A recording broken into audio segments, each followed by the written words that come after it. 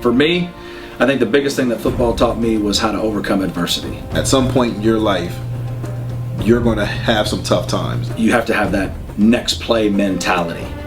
That cohesiveness and that working together, that's really something special that you can't get in a lot of other areas. When you practice that and you live that in other phases of your life, it becomes second nature because all you know how to do is fight. It's not an easy game. If it were easy, everyone would do it. You start to appreciate the smaller contributions that people make. You don't just look at the big one because you knew it took 6 or 7 other guys who are unsung. And you can't take shortcuts and be successful. Doing what they do to make it possible for the guy getting the press clippings or whatever it might be. In this game, whether it's as a coach or a player. So I would certainly say that you definitely got a very quick lesson in how to overcome adversity playing football. And don't forget to check out and order your copy of our latest book, Stiff Arming Football Myths. You can find this available in both paperback and PDF form on our website at footballgameplan.com/books.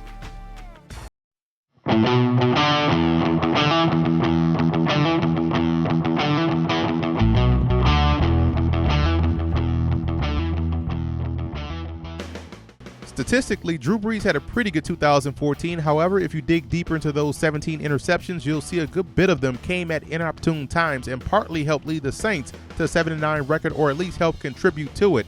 Entering his 15th season, the future Hall of Famer can still play at a high level and get New Orleans ultimately where they want to go. And with Sean Payton's rededication to the ground game, Brees operating off play action could help get them there. In the draft, the Saints selected Garrett Grayson out of Colorado State to start the grooming process for when Brees decides to hang them up. He'll compete with Luke McCown for the number 2 job, but in my opinion, neither guy are viable options long term, and the Saints will probably revisit this position in 2 years.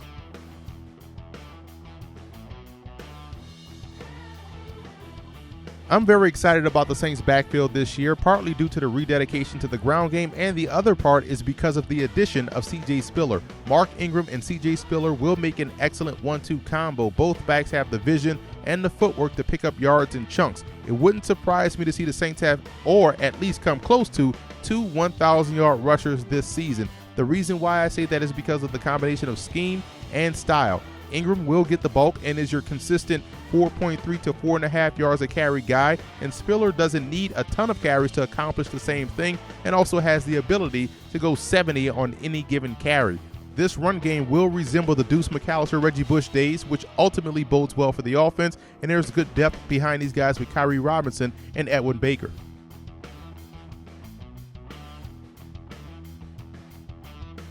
The Saints lose productive players in the passing game in Kenny Stills and Jimmy Graham, and you can't understate their value, but in my opinion, it's not as detrimental as it's being made out to be. The Saints still have Marcus Colson, who finished second on the team in receiving, and last year's first-round pick Brandon Cooks, who is ready to assume the number 2 role and has big play capabilities. The third receiver is the most important one in the Saints offense because that player will see more favorable matchups and coverages, and there's a bunch of guys vying for that spot, but in my opinion, like I mentioned last year in this same video, it should be Brandon Coleman out of Rutgers. The 6'6", 225-pound receiver is a Marcus Colson clone and provides the same matchup problems as Jimmy Graham did inside the red zone. Other receivers that are valuable in this offense are Jalen Saunders, undrafted rookie free agent R.J. Harris out of New Hampshire, big fan of his game, and Joe Morgan. Now, Nick Toon is capable, but isn't always available, which is always critical for any football player. At tight end, New Orleans will work with the veteran Benjamin Watson, who does a great job blocking as well as receiving, and Josh Hill. Hill started to come on later on in the season, but in my opinion, he's limited athletically, which is why I believe Orson Charles is the one to keep an eye on. I think his ability to be moved around the formation and his ability as a receiver makes him, in my opinion, more valuable than Hill. But it's all about opportunity, and he should get that or work within this offense this season once he gets back from that 1-game suspension.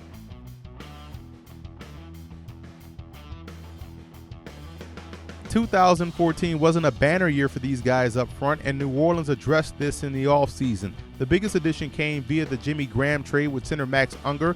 Unger is one of the better centers in the league and immediately upgrades the interior. Both Jyrie Evans and Tim Lelito will have to raise their level of play this season, and Evans quietly hasn't played all-pro caliber ball for a couple of years now, and Lelito goes back to guard where he's a natural fit and gets the opportunity to be the full-time guy. I think the Saints are solid on the edges with Teron Armstead and rookie first-round pick Andres Pete out of Stanford. The drafting of Pete pushes Zach Strief to a swing tackle role where I think he could be better suited as opposed to starting.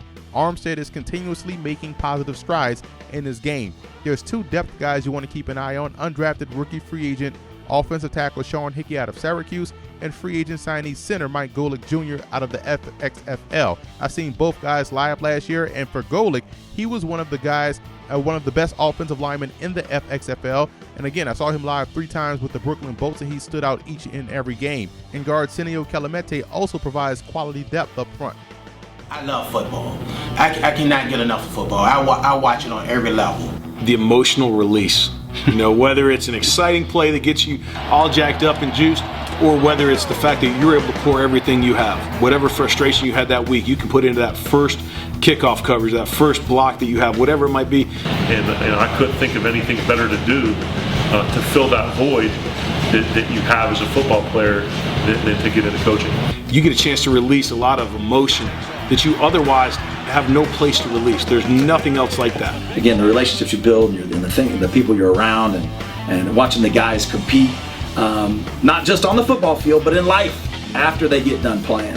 It's just an amazing game.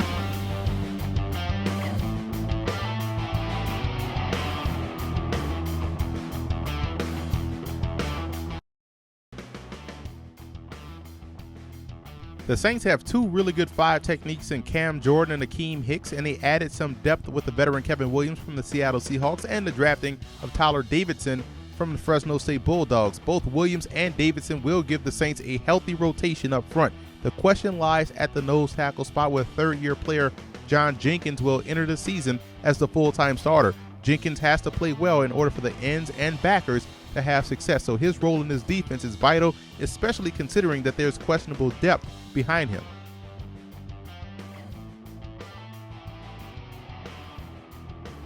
This is where I believe the Saints got better. The only returning starter is inside backer David Hawthorne, who finished 3rd on the team in tackles with 111. The team brings in Donnell Ellerbe via trade with the Miami Dolphins, who's coming off an injury. He's a good player, but he will be hard-pressed to keep rookie first-round pick Stephon Anthony out of Clemson off the field. Anthony was my 2nd-rated inside linebacker prospect in this year's draft class, and I think he will and should be the starter from day one.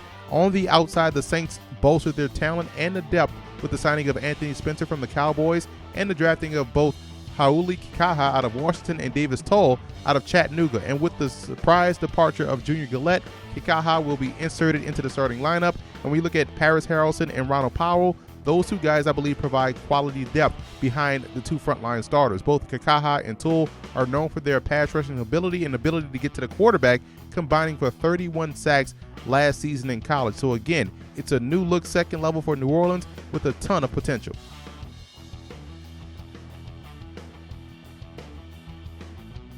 Here's another place where New Orleans got better in the offseason. The first thing was getting guys like Keenan Lewis, Jarius Byrd, and Raphael Bush back at 100%. The latter 2 missed significant time last season. You also hope to see the continued development of safety Kenny Vaccaro and 2nd-year man Stanley Jean-Baptiste. Now look for Jean-Baptiste to have a breakout season. The Saints also got good quality play from undrafted rookie free agent cornerback Brian Dixon. The additions made here is what stands out. The Saints brought in Brandon Browner, the big cornerback from New England, Kyle Wilson from the New York Jets, and Delvin Breaux from the CFL's Hamilton Tiger Cats.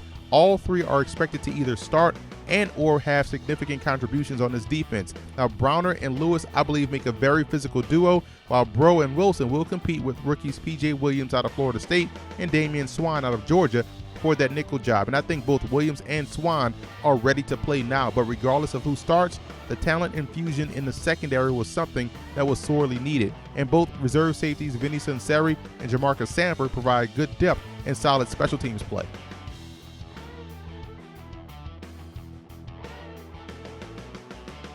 Some slight questions here in the kicking game at least. Dustin Hopkins is the incumbent and the 2nd-year man out of Florida State. Spent last season on the Saints practice squad, so it'll be a wait-and-see type of approach once the season starts, because the one thing you can't replicate in practice is the pressure of the situation. Now, punter Thomas Morstead is still one of the best in the game at what he does, and what an underrated signing Jalen Saunders was in the middle of the season. In the 6 games that Saunders played, he provided a spark in the return game, enough so that he'll handle both kickoff and punt return duties again this year. I think the coverage units should fare better with the additions of second and third level guys that they've added in the offseason.